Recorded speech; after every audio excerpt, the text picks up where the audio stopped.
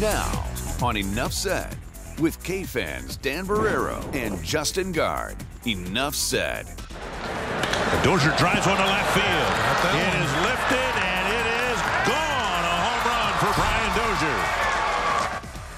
Dozier. Welcome back to another edition of Enough Said. My name is Dan Barrero. I am joined, as always, by Justin Guard and Lori Fisher in the control room for this very special Memorial Day weekend edition of the program. We start with some toy department stuff, right, Lori? Yeah, it's fun stuff. Why Let's not be so serious. The Twins are hot. They're still in first place in the AL Central. The knock last year was the pitching, and look at them now. I'm going on Monday to cheer them on. What about you guys, Dan? Well, first of all, jumping on the bandwagon, no surprise. as she always Not at all. does. Yeah, now no it's a we surprise. again. We were back.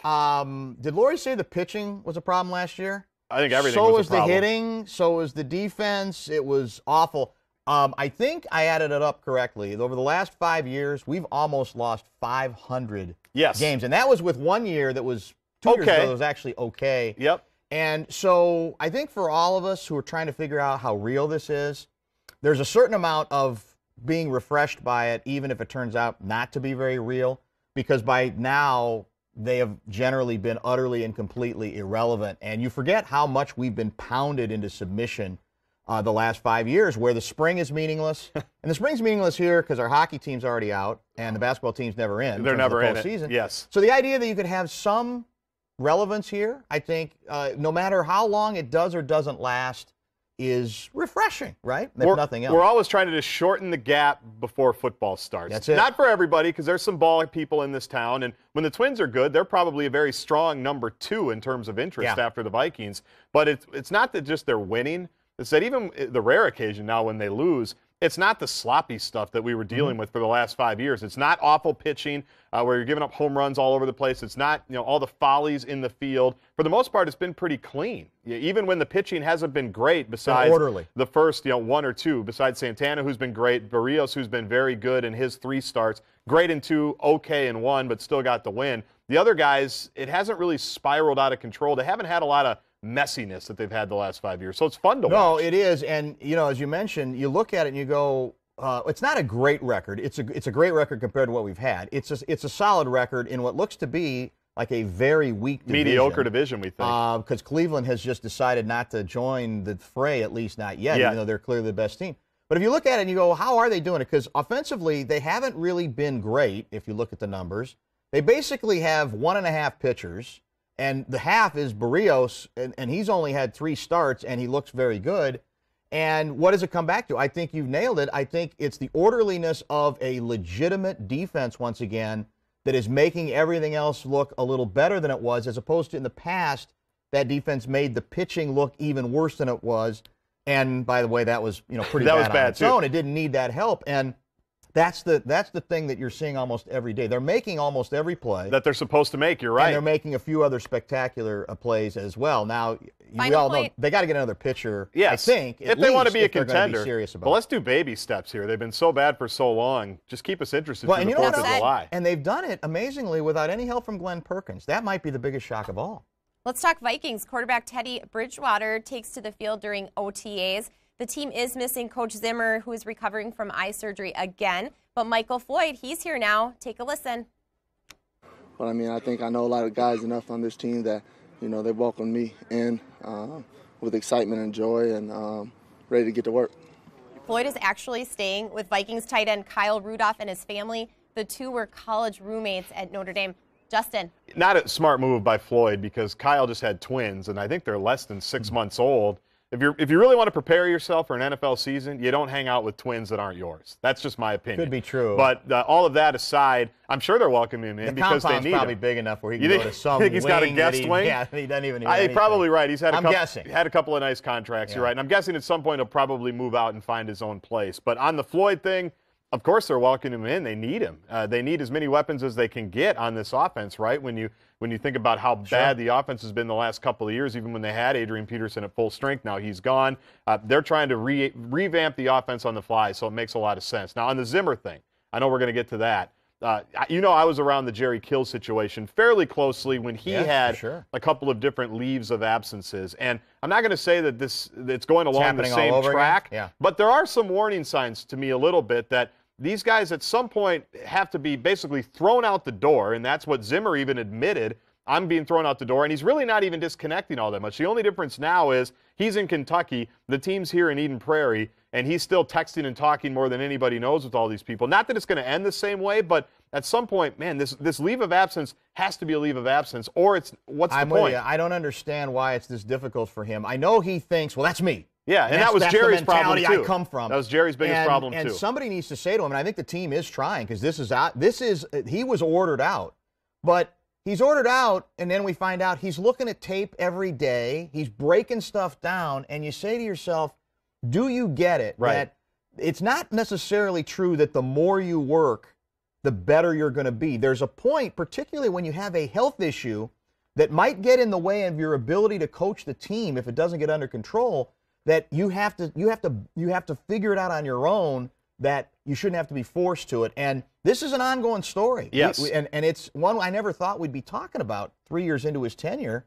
No way to predict the eye thing, but it's got to be resolved, and I still sense he's got that stubbornness in him that worries me. He should be able, as hard as it is for a lot of us to unplug. Right. He's got a particular reason why exactly he needs to, and I think for the good of, even a couple players are talking about, they think it's even affected his mood, his attitude towards the team. That's not helpful. I don't think that's helpful for this team to get the rebound they're looking for next year.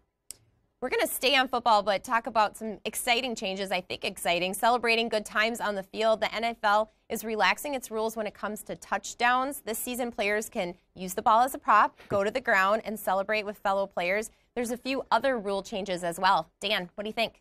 I'm completely bored with no this, twerking, though. No twerking is still outlawed. And no weaponry can be, like, you can't pretend to have, what would even be more, apparently a bow and arrow. Yeah. Well, is that not a weapon? What are you more offended by, the twerking or the weapons? If you had to bring one of them in, which one would you be more comfortable with? I would probably I'm more comfortable with the bow and arrow, because it's not really a bow and arrow. It's not like you got a real bow and a real arrow. You know how my feeling on this is? I think it's the most overrated, overhyped problem, that the idea is, why is the team or the league losing ratings? Could it be that it's just not loosey-goosey enough and people feel like the players can't express themselves after touchdown? I don't think these things, they bore me. And I think actually the more we have of them, the more boring it's going to get. Yes. And I think that's the point, well, you might be right, but the point is, we've got players, I don't trust them. They're down 20 points. It's 3rd and 12. A linebacker makes a hit on a receiver after a 14-yard catch for a first down, and they just act like they won a gold medal in the Olympics. Yeah. So none of this stuff.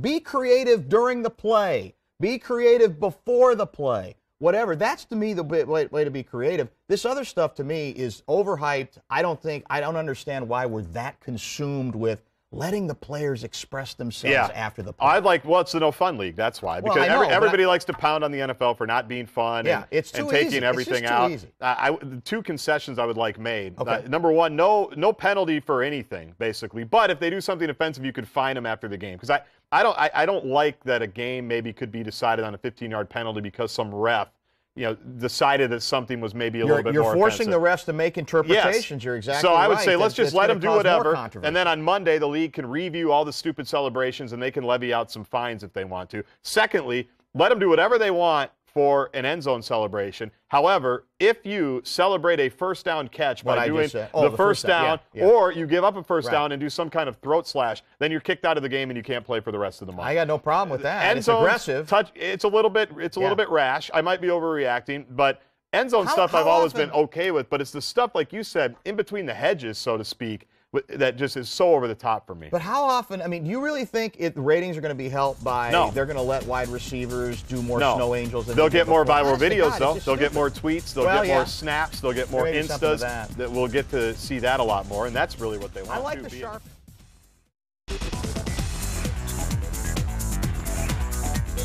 This attack stands out for its appalling, sickening cowardice. It was just chaos, just utter chaos, and frightening, just terrifying. Welcome back to Enough Said. The huge international story of the deadly terror attack at an Ariana Grande concert. 22 people were killed, more than 100 injured at Manchester Arena. The terror threat level raised to critical in England. Several people under arrest. The bomber even called his mother just hours before the attack and said, "Forgive me." Dan. The worst nightmare for any parent, obviously, who has dropped off their kid at a pop concert, right? And that's why or is with their kid. In some cases, yeah, sure. You're taking them. It's a combination of both. Played out here, and the predictions are, well, there's a good chance we're probably going to see more of this, because you're getting into the security issue where even if you've got security within a building, then you've got these sorts of matters where, well, can you have enough security in a place connected to the building where there's a train, basically, effectively a train station, right? It's another soft target. And so it's like with airports going on, we're on the outside of the building. How far are you going to carry this thing out? The one thing that I think bugs me the most about this horrible story is it's drummed into us. We got to keep an even keel. Let's not overreact. Let's stay grounded. Let's get our hashtags Manchester strong. Pray for Manchester. And it's almost like, and we do the candlelight vigils, and we're all supposed to be thrilled about that we're all, of course we're all united against this sort of activity or against not falling apart. But do we forget sometimes to really get angry in this notion of love trumps hate? I think we need some hate on this. I think we need some hate on this act. We need some hate on this ideology. And we get so caught up on, be careful. Yeah. Don't overreact it's here. True. That I think sometimes, as odd as it sounds, is we underreact to exactly what has taken place. So, I mean, but when Trump spoke about it and said, these guys are losers, that's all there's going to say. That's kind of what you're talking about, right? Because I shook my head and nodded and said, that's good. Yeah, we should say that. We shouldn't be afraid to say that. And this was not, we've talked a lot on this show about the lone wolf deal and how difficult that is to combat.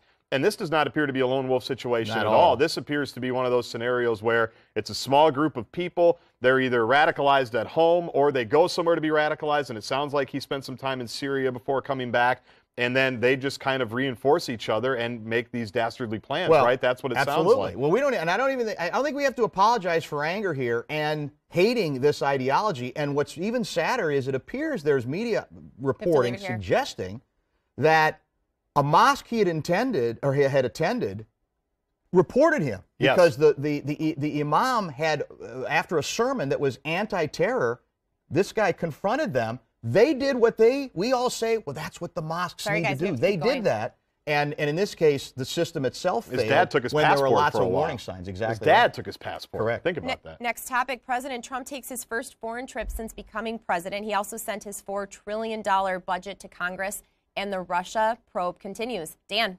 Well, here's what's odd. Is there any chance that that the president could just run the country from overseas? Because it's a lot calmer, it seems like. It seems to me. Now, he's got access to, all the usual Twitter, CNN, and all that. But for some reason, it seems as if he's not watching TV, all day. Yeah, if he's busy. He's less likely to throw out 5 tweets that then his staff have to figure out what to do with them or what they mean. Yeah. He seemed to be almost semi-serious about this thing. So could he just run the country from there, and might that be best for all of us? Keep him occupied. Well, I know we're going to get this in lightning round, but Melania might actually like that as well, and she can come back and stay in the United States, and he can be overseas. And I kind of like that he's rattling the cages on a few things. I have no problem with that. On the NATO and the pain. Like I'm not going to pretend that I know if 23 out of the 28 countries they really are paying. But I kind of like, and I don't know if what he said had any impact. As Spicy said that. Well, at the end of it, then we decided that we were going to look at the budgets and make sure that everybody. I don't know if any of that's true. I'm not going to lie and pretend, but I do kind of like that idea. I mean, that's what he said he was going to do, right? I'm going to hold people accountable. It's going to be America first and all that. And you can take that a little bit too far at times, but I kind of like that came out of it. Even on the trip to Saudi Arabia, there's a lot of criticism about we didn't come hard on them as strong on human rights as he wanted to. But we're in this sort of real-world situation where what they did do apparently is do a security deal for a bunch of money that includes a lot of weaponry, as he's attempting to put together. What do we say we need? We need a coalition of individuals from those countries, or I shouldn't say individuals, leaders of those countries, and that, to me, was another good step. What did you make of the elbowing deal, where he, the head of Montenegro, I think we're just seeing it right here. He elbowed him out of the way, and there's a part of me that says, Are we obsessed with this stuff because it's Trump to a place where it's out of control? Or is he obsessed with making a point? I think it is both, and it's scary, isn't it? Because everything's now Zapruder film-like in slow motion. He needs to know what does that elbow mean? Yeah. Who elbowed him first? The best part is how he came through and then buttoned the coat. Like, you I'm love here, that in one. case anybody was wondering. Trump is in the building. Right. Next topic, a Montana Republican businessman who won the state's U.S. House seat in a special election says he's sorry. Greg Giaforte charged with misdemeanor assault for allegedly body slamming a reporter. There is no video, but there is audio in case you haven't heard it. Take a listen. And what you thought we'll talk to you about that later. Yeah, but there's not going to be time. I'm just curious if you have the speak right with now. Shane, please. But you don't. Sick and tired of you guys. The last time that came in here, you did the same thing. Get the hell out of here. Get the hell out of here. The last guy did the same thing. You were the guardian. Yes, and you just broke my glasses. The last guy did the same damn thing. You just body slammed me and broke my glasses. Let's face it. Thursday, Giaforte said he made a mistake, took an action he can't take back, and isn't proud of what happened. Justin. But he is elected again. The good people of Montana said, go represent us in Washington.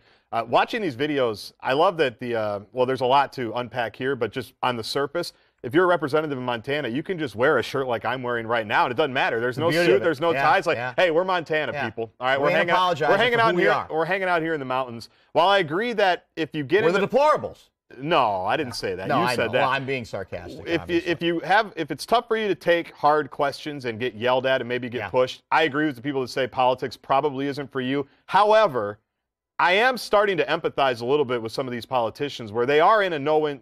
They should be held accountable for what they vote for and what they don't vote for and what they propose. I think we all agree on that. But the game now is, there's reports that Guardian guy bursts in. That may have happened another time at one of these little town hall things. That to me, it's set up. You want more decorum? Well, it's set up against the town halls. They're supposed to have them. They get screamed at, and they just are supposed to sit there and take it. He basically takes them down. No, I'm not. But I don't. At some point, I think this was inevitable that one of these people was going to snap. Did you see the Paul Ryan quote? It's my favorite quote here.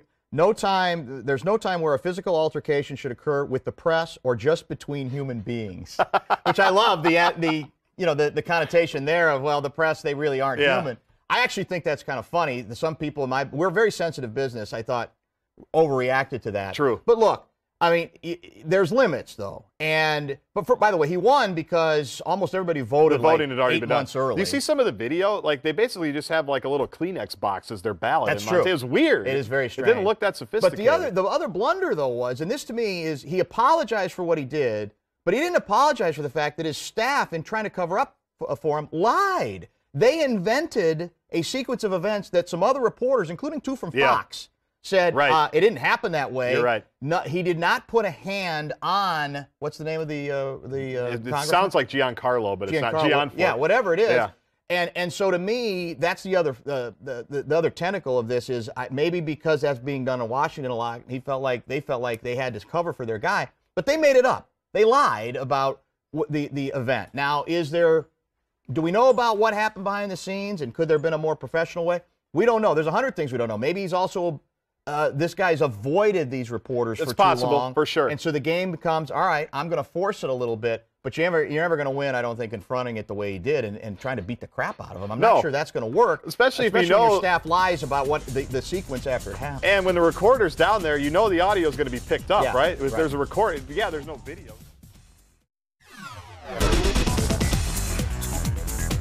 Time for the lightning round. A mom in East Grand Forks is upset after her third-grader school bus driver took the kids for ice cream on the last day of school. The Brainerd Dispatch reports that the school superintendent says the driver was trying to be nice, and they didn't get any other complaints. Dan? No, I try to rip parents all the time for being out of control. Helicopter parents. And just too controlling.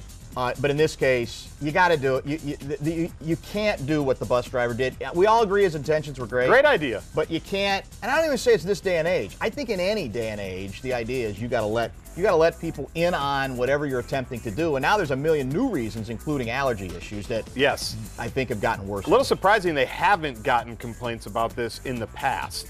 that right, this well, was because this apparently has been going on for a while. Mocked, basically. I know. She's just gotten mocked and Next ridiculed, topic. like move to the next town. The Twin Cities is the second place, our best metro area to start a career. This according to Bankrate.com. They looked at job market, long-term potential, among other things. Only Houston tops us. Justin. Which is a travesty. Houston. I've been there way too many times the last 5 years. Business is strong in Houston. It's about jobs. Start a career. I'd never want to live there. No, that's a different issue. Yeah, for sure. No surprise that we're right at the top of the list. It seems like now every week we've got a new list. Shouldn't we be number one on this or on every list? Do you think we got jobbed on this deal? Well, it makes me. I'm if suspicious. Houston is number one, like I said, then yes. Then I'm worried about the whole methodology. Yeah. But no surprise that we're right up where we should be at the top we're of number basically one or number everything. two in everything. Yes, right? Yes, other should than be. Other than sports teams. Number one in our hearts too, in sports teams. We talked about Colin Kaepernick at length last week, and now he's talking to the Seahawks. Dan. Well, we're happy for him. It's exciting. To the Seahawks, but let's go to Houston, he's start a job there. there. Seahawks a couple times. Yes, visited there, I think. And so, I'm still not going to be surprised if he ends up somewhere, or somebody gets hurt, he gets called in. But as we said before, he's not a guy. I don't think there's a lot of a conspiracy here. I just think he's not viewed as a guy that he can take over the team, and so he's probably going to be a last choice when it comes to being a backup because of the other stuff that comes with him. Take a look at this video. Hand snubs keep making headlines. The First Lady not connecting with President Trump when he's reached for her hand. It's happened a few times on camera. Is this being blown out of proportion, Justin? No, it's not. And I actually watched the first one live. I happened to be up at that ungodly hour of the morning with our second son. We've got it isolated. Yes, on the, we're insane. They were in the plane. They were in the plane for like a half hour before they exited. So you know there was some kind of blow up. Well, who hasn't been with their wife though when she's mad at you in public and you still have to try to make it work? I actually empathize with President Trump here. I think we're back to what we talked about earlier. So what are we supposed to make of it? Yeah, That's Melania the doesn't like him. Part. So, and maybe she doesn't. Wouldn't be the first. Maybe she's still saying, I didn't sign up for this nonsense. We have to get to 2 more topics. But what does that have to do with anything? The second James Bond, Roger Moore, has died. He was 89 years old. He was in 7 Bond films he picked up for Sean Connery. He was in Live and Let Die and then ended with A View to a Kill. Your favorite Bond, Dan? Well, Sean Connery's my favorite Bond, but Roger Moore is right there. Right up there. Roger Moore took it a different place. He kind of went more with humor. That's me. Connery was more serious. But I thought he was brilliant. He did a great job, and is probably the most underrated of the Bonds. Did 7 and 12 years. My favorite. The story was great. How the kid that got his picture with him or got his autograph and said you can't tell people I'm Bond because the villains might know and everything. Brilliant stories that basically went viral this week. Less than a minute so left. Good stuff. Can you believe it's been 40 years since the first Star Wars opened in the theaters? It is over the hill, and the movies just keep coming.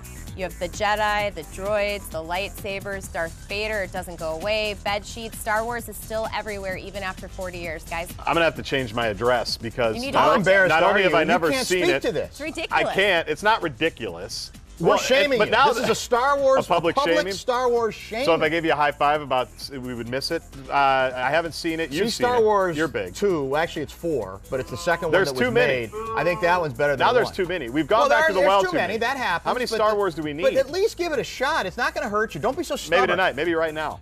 Maybe right now. Maybe after the news at 10. You might enjoy. I'll watch Randy and then I'll watch. You might be pleasantly surprised and say to yourself you don't want to be on your deathbed going, my God, I've never seen. What if Star I wasted Wars my movie. life? Yeah, what if I wasted? We got that my problem life? going for us Man, too. Tim, we got Han Solo over here. Han Solo Jr. He's a rather militant Star Wars fan. Unbelievable. I would say. Yeah, almost you still have the dangerous. carbonite? Yeah. You still have the Han Solo?